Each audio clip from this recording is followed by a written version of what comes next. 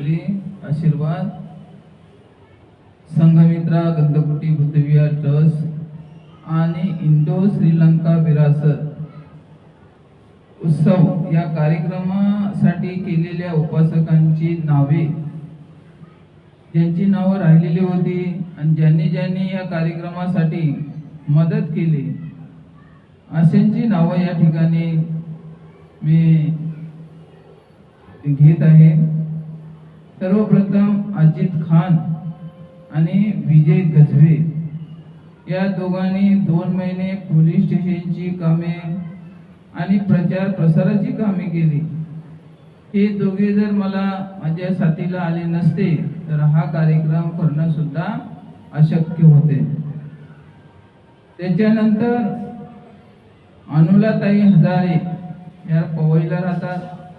यांनी सुद्धा या कार्यक्रमासाठी खूप अशी मदत केली, खूप प्रचार केला.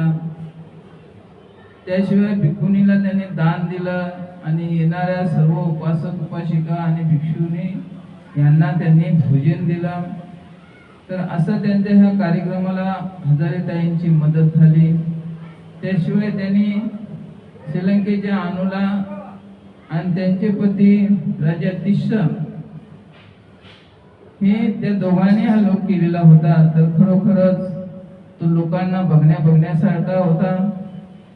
त्याच्यानंतर शशिकला जाधव ऐरोली यांनी सुद्धा आपल्या ऐरोलीतील महिलांना संपूर्ण ह्या कार्यक्रमासाठी तयार केली आणि तिथल्या महिलांनी एवढी सुंदर अशी तयारी केली.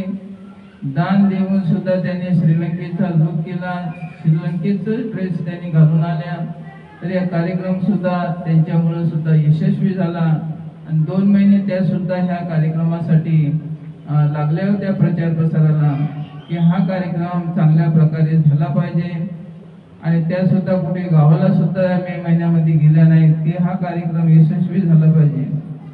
अर्चनाताई वाघमारे ऐरोलीमध्ये राहतात. तर ऐन वेळेला आम्हाला जेव्हा सम्राटचा वेश करणारा आम्हाला व्यक्ती पाहिजे होता, तर ज्यांना आम्ही सांगितलं तर त्यांनी आम्हाला ऐन टायमाला 2-3 दिवस फोनच बंद करून ठेवला. तर अर्चनाताई वाघमारे यांचा पाय दुखत होता, पायाला प्लास्टर होता, तरी सुद्धा त्यांनी घरामध्ये बसून पाय फ्रॅक्चर असून सुद्धा महिलांना त्यांनी एवढं प्रोत्साहन दिलं आणि त्यांनी सांगितलं की सम्राट होण्यासाठी एक व्यक्ती विरारलाच आहे आणि त्याची काळजी करू नका. आणि त्यांना सुद्धा आम्ही धन्यवाद देतो अर्चनाताईला. ऐरोलीचे महिला मंडळ यांनी खूप अशी मदत केलेली आहे दानासहित. तसेच सुमनताई थोरात यांनी सुद्धा या कार्यक्रमासाठी मदत प्रचार प्रसार केला आणि लोकांना काहीतरी आपण स्मृतिचिन्ह म्हणून देऊया म्हणून त्यांनी या कार्यक्रमासाठी स्मृतिचिन्ह करण्यासाठी त्यांनी 10,000 रुपये दिलेलं होतं. तसेच रुपाली ताई जाधव या नालासोपारा बुद्ध स्तूपाजवळ राहतात. प्रत्येक कार्यक्रमात कोणाचाही कार्यक्रम असो तरी सगळ्या कार्यक्रमामध्ये त्या मदत करत असतात. कोणतेही काम पडत ते त्या करत होत्या आणि करतच आहेत. तर त्यांनी ह्या कार्यक्रमासाठी गावचं तिकीट जाण्याचं रद्द केला आणि पूर्ण लक्ष ह्या कार्यक्रमामध्ये घातलं की हा कार्यक्रम असा यशस्वी झाला पाहिजे. म्हणून रात्रंदिवस सर्वांना फोन करणं, प्रचार करणं, काही दान जमा करणं, असं या रुपालीताईंनी मदत केलेली आहे. ज्या वस्तू लागतील त्या वस्तू ती आठवण करत होती की हे लागणार आहे, ते लागणार आहे, ते लागणार आहे आणि सर्व ठरवण्यापर्यंत रुपालीताई ह्या सोबत होत्या. तशाच आमच्या इंगोलीताई टाकी रोडच्या ह्या सुद्धा सोबतच होत्या. त्यांनी सुद्धा असा प्रचार प्रसार केला त्या ठिकाणी. त्याच्यानंतर सम्राट जो आपला पेपर आहे तर आयुष्यमान कुणाल यांनी सुद्धा सम्राटच्या माध्यमातून भरपूर असा प्रचार केला की ज्या ठिकाणी पोचवा त्या ठिकाणी त्यांनी आपला प्रचार पोचवला. त्याच्यानंतर धम्मादीना आर्याजी भिक्षुनी यांनी सुद्धा या कार्यक्रमासाठी आपले जे उपासक होते उपासकांना त्यांनी सांगण्याचा प्रयत्न केला की ह्या कार्यक्रमासाठी तुम्ही आवर्जून हजर राहा आणि तुम्ही दान सुद्धा देऊ शकता आणि दान सुद्धा दिलं पाहिजे असं धम्मदिन आर्यजी यांनी सुद्धा या कार्यक्रमासाठी मदत केली आणि त्या सुद्धा आदल्या दिवशी येऊन थांबल्या होत्या.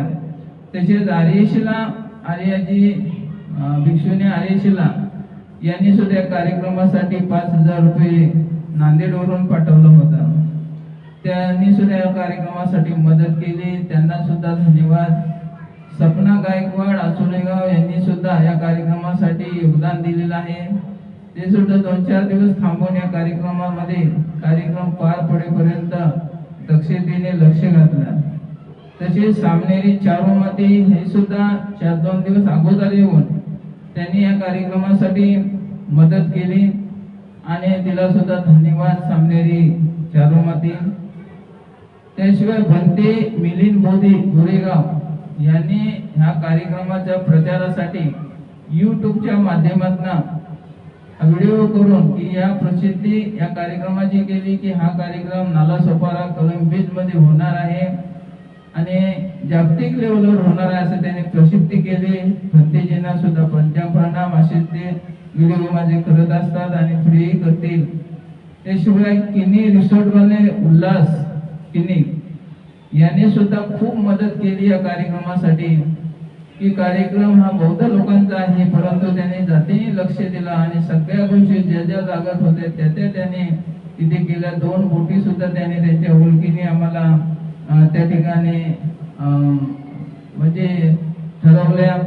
त्यांची मुलगी जिन्नासा हिने सुद्धा यूट्यूबच्या माध्यमातून त्या कार्यक्रमाचा प्रचार प्रसार केला आणि तिला सुद्धा धन्यवाद. कारण ही कोळी समाजाची मुलगी असून तिने हा प्रचार करणं म्हणजे खूपच अत्यंत महत्वाचं आहे. शुभांगी अगवे यांनी सुद्धा बोधिवृक्ष पाहिजे होता म्हणून बोधिवृक्षाच्या बिया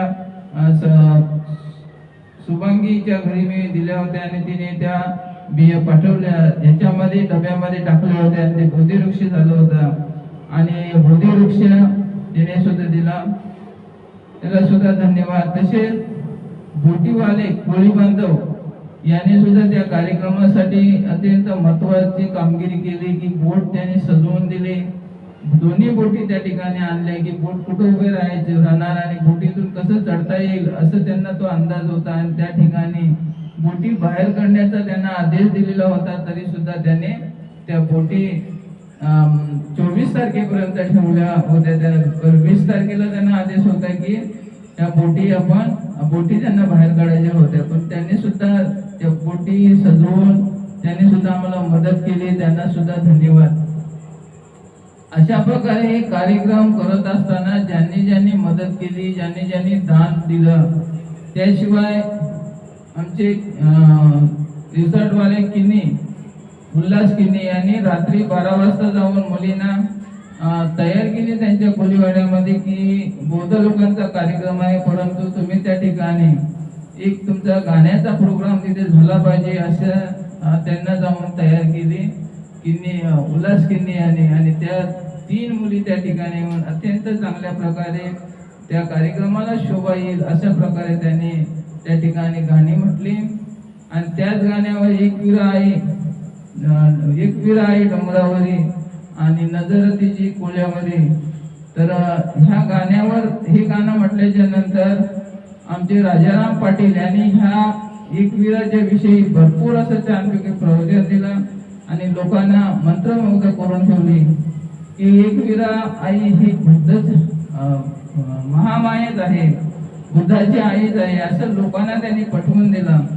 तर त्याशिवाय आमचे समता सैनिक दल भारतीय बौद्ध महासभेचे समता सैनिक दल भीमराव आंबेडकर यांच्या आम्ही ऑफिसमध्ये गेलो आणि त्यांनी आपले समता सैनिक दल पालघर जिल्ह्यामधले त्यांना आदेश दिला आणि जे समता सैनिक दल त्या कार्यक्रमासाठी उपस्थित राहिले आणि त्यांच्यामुळे एवढं फार मोठा गेटअप आला आणि चांगल्या प्रकारे कार्यक्रमाला शोभा सुद्धा आली.